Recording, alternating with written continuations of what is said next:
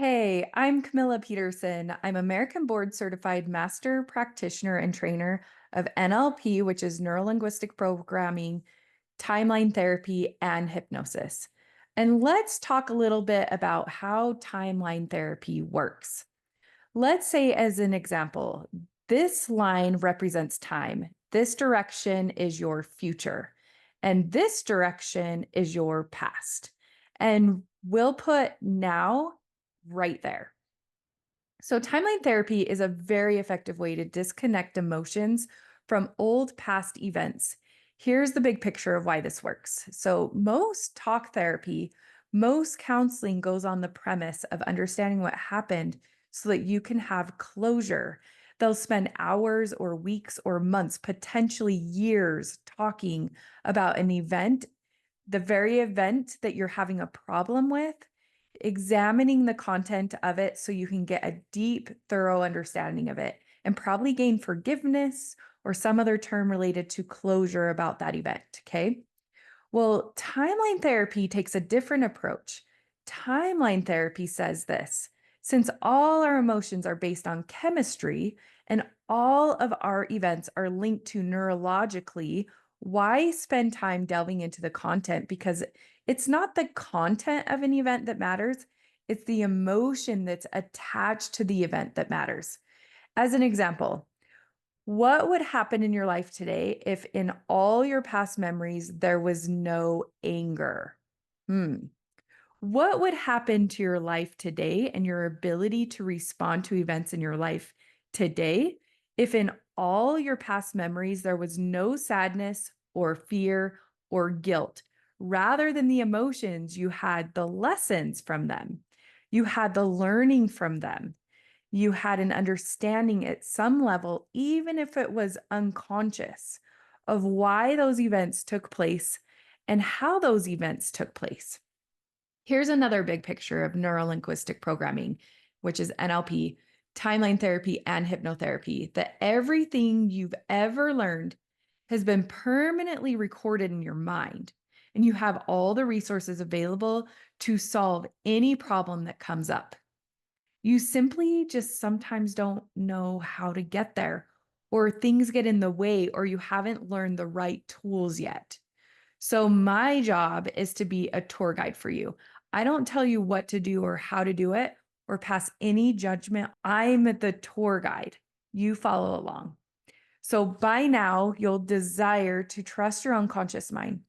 Timeline therapy is done in not a hypnotic state, but sort of in a little bit of a trance state, very similar to what the experience with peripheral vision is when you're driving in your car. A just nice, relaxed mindset. And the idea is that sometimes things will come up during the course of the session that doesn't make any kind of conscious, logical, rational sense. And those are the perfect ideas, the perfect answers, because that's your unconscious coming up, just like your intuition has come up to you many, many times. And when you follow your gut, things tend to work out rather well compared to when you go against it. Not so much. So to the degree that your conscious, logical, rational thinking mind can start to listen to your unconscious emotional mind, to the degree that those two parts of you start to communicate easily and effortlessly, to that degree you heal. So the process of timeline therapy is about as beneficial to you as what it does for you, and letting go of all these negative emotions. And this will make a little bit more sense in a moment, okay? So another major concept here is this. Every emotion, as I mentioned a moment ago, is based in chemistry. This is not new science. This goes back years ago. We know that neuropeptide chemicals that are manufactured in your brain and pushed through your system are the cause of emotions, all emotions, positive and negative. Now, the emotion that creates the feeling of anger is the same today as it was when you were 5. The neuropeptide decreases the feeling of anger. it's the same. Now, back then, you might have been mad at a kid in the neighborhood or your parents because whatever reason today, you might be mad at, say, a client or someone. And we generalize these emotions in our mind so we can try to make sense of them. But neurologically and chemically, they're all the same. It may be you or maybe someone you know has gotten really, really good at doing their problem. And what I mean by that is they didn't used to be so good at being angry 10 years ago, but now the slightest little thing sets them off. Does that sound familiar?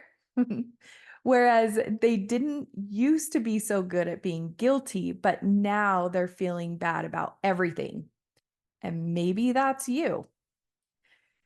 They get really, really good at doing the problem because events to take place today, your mind's looking for meaning and it goes back over the entire database of all the experiences you've experienced and tries to put it into context. And if the context of a similar experience was guilt, you're going to feel guilt today. If the context of similar experience was anger or fear, you're going to feel anger or fear today. And in doing that, you've just added one more neurological link to the chain so that the next time something similar comes up, it's like the other things that one joins in now, you're feeling that negative emotion again, starting to make sense as a big concept. Okay. What is timeline therapy all about? All right, so let's talk about 5 primary negative emotions: anger, sadness, fear, hurt, and guilt. These are the big players. These are the major causes that most problems for most people have now. We're not going to worry about or think about, even consider disconnecting joy and love and happiness. We want more of those in our life. But these sometimes, if we get the lessons from these 5 negative emotions, I think you'll agree things in life tend to move along a little bit easier, a little bit more smoothly. So if you understand, we'll use anger as an example. It's just an example. If I was to ask you right now, can you remember a time in the past when you were angry? The chances are very, very good that there was one that happened just yesterday or a couple hours ago. There was the one that happened a few years ago. I remember this time when I was a teenager. I remember a time way back here when I was a kid. And don't do this.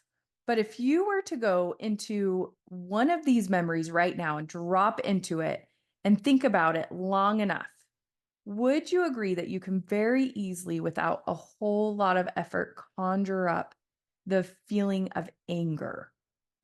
When you hold a thought long enough for the neurological network to start to fire up and connect, the image is formed in your mind. The emotion that's appropriate to that image is secreted, and you feel the feeling. That's the way it works. Thoughts create emotions. Now, we agree that you could go back to the memories and feel these emotions. Is that fair? Here's the important concept behind this, because there's a whole bunch of important concepts here.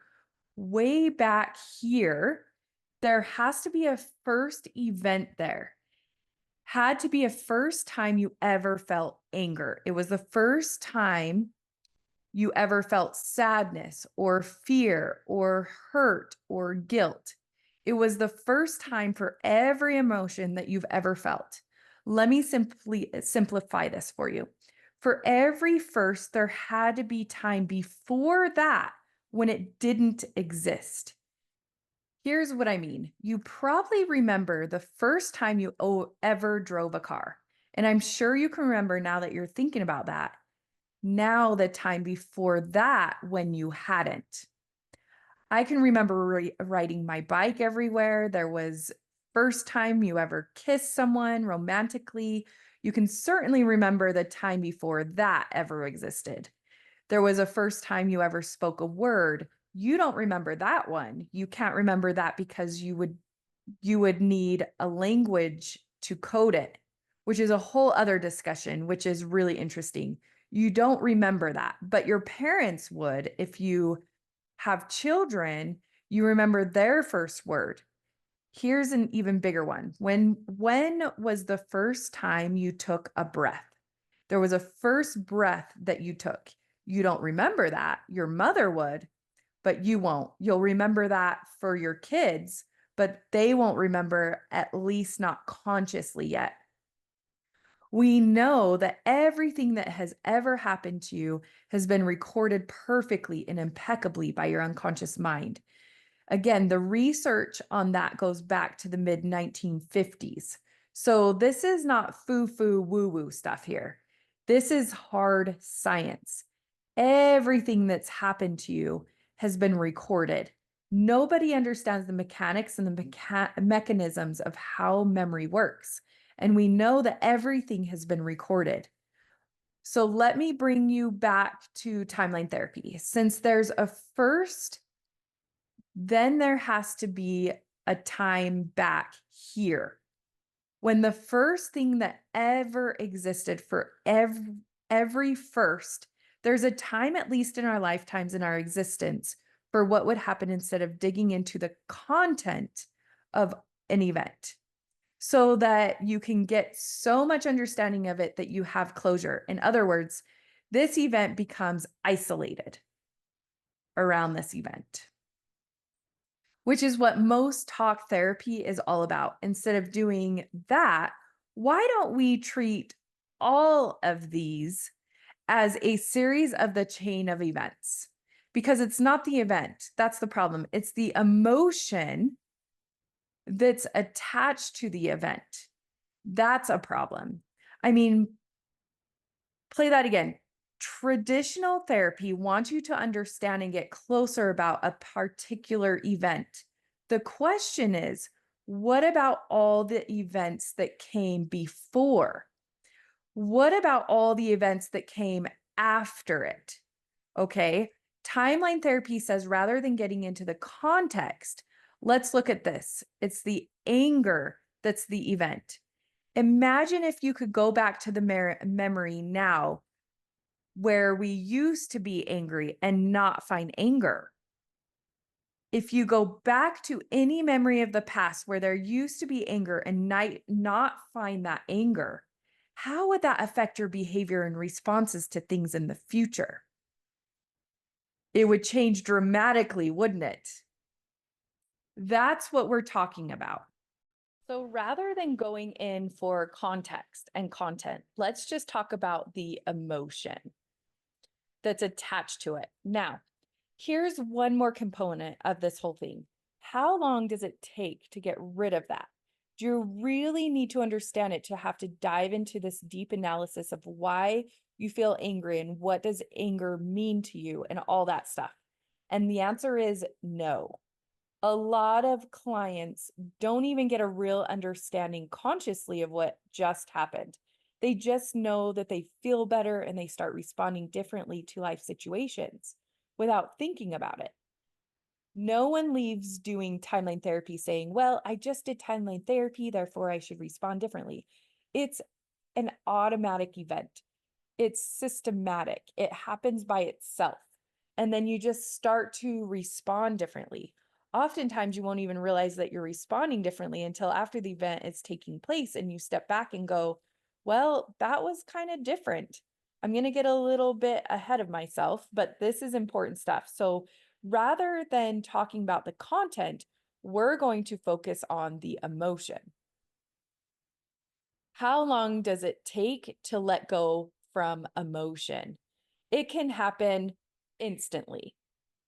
Think about this. Have you ever been in a discussion with somebody and maybe it didn't go well? Maybe you started, a little bit like this, a little bit head to head. Maybe the discussion escalated into an argument and you walked away. Maybe an hour later or a day later, or a couple of days later, this memory comes back up. This event comes back up and you start replaying it in your mind and you start thinking about it. Have you ever gotten that like a moment ago? Like, oh, that's why he said this. That's why she did that. You get this realization, you get this call it behind, you get this insight into the other person. And suddenly the entire content of the conversation changes and the emotion that's attached to that event goes away. And you get an aha about what they were going through, or you might have responded, or what you were thinking and going through. You're like, aha. And you wonder and say different things. And then when you think back to that event, the emotion's flat, isn't it? So how long does it take to let go of an emotion? It can happen in an instant, which is another interesting question. A lot of these events that has taken place in your life, the anger was attached to that event in an instant. In an instant. Why should it take hours or weeks or months or years of talking about it to let it go? If you can attach it in an instant, can't we detach it in an instant? What your mind can do one way, you can do the other way. Timeline therapy believes in that and utilizes that because this is the way your mind works. The idea is to let go of the negative emotion. It's not the event that matters. So here's what we do. We say, what would happen if we can take the client from a point here all the way back to a point back here before this event ever took place? Free the anger so that at some level they can look down on the event and examine it. And I say at some level because oftentimes this doesn't happen consciously. A lot of times the client will leave and they don't have a conscious, logical, rational understanding of what just took place, which is perfect. Everything that's happening here is happening unconsciously. All your learning, all your understanding, all your emotions have been unconscious. And this is the game. This is the rules of your unconscious mind. We have to play by completely different rules. You know, logically, your way through letting go of an emotion that ask yourself, has that been working for you so far? Trying to apply logic to an emotion. Well, very likely not. So at some level, the client now looks at this first event. They get the aha moment. The emotion disappears, and then we test that it's been successful. Instantly, the client starts to feel better. So they get a smile, and instantly the client starts to feel better. And then what we do is we bring them back above the timeline only as quickly as they can let go of all the 5 negative emotions on all the events between then and now. And why does this happen? Easy, because all these events are linked chemically and neurologically. It's a sequence of events. It's a dominant chain that exists, just like when something out here in the now used to happen and used to bother you. And because you go back over this past chain of events, now we're just riding along that chain and along your unconscious mind to get the lessons from each and every one of these. Some of these lessons will be conscious and some of them will not. Doesn't really matter. Here's what does matter. This will be your experience when you go back to now. Here's what does matter. This will be your experience when you go back to now. We'll have you go back and test a couple of these events. We'll have you go back and drop into that so that you can look through your own eyes. You can see what you saw. You can hear what you heard. You can feel what it used to feel like. And this is the test, the experiment, to see if the negative emotion has gone away. The memory will be perfect. The event will be there. What will be missing, though, is the negative emotion, as if we've reached in and we've pulled out the emotional track. The event will be there, the memory will be perfect, the emotion will be gone. Some people feel understanding, some people just feel a sense of flat. I don't want to predetermine what it's like or play any ideas, but it will be different. What does that mean for you? What that means now is as you're going through your day, sometimes takes place out here in the future, where in the past you would have responded with your old inappropriate anger. Now you find yourself responding to the merits of that event itself and all the lessons that you've gained from all these past events in the past. Now, is it important that you get these lessons consciously? No, because all learning is unconscious. But you'll find those that you wind up responding to that's based on the event, like I mentioned, as opposed to reacting based on all these past events. One last point about timeline therapy. It's fast. This takes minutes, not hours or weeks or months. And it's generative because it's so good. It's so illogical. It's so healthy for your mind. Once your brain understands how to do this, it starts to do it on a regular basis. It does it on an automatic basis. So it's not like somebody has to come in once a week for the rest of your life and go through this. They do it once. They're good to go. If you want to come back and get a little tuned up or something, great. But my job is to teach you how to be able to do this for yourself and provide you with the tools that you can. So that's a brief overview of timeline therapy.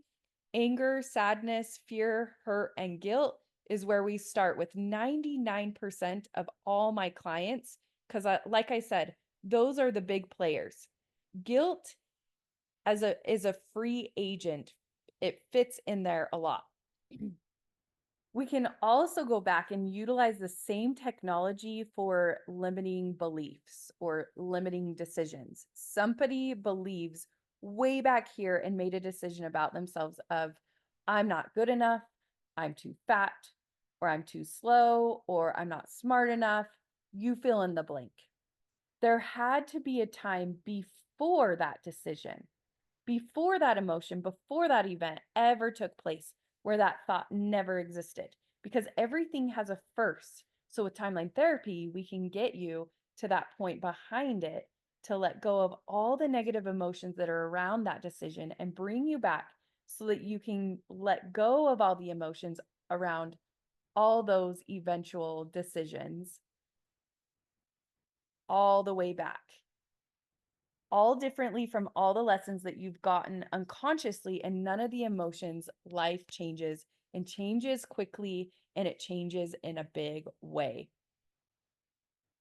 Pretty awesome, right? I'm Camilla Peterson, and that's the basics of timeline therapy.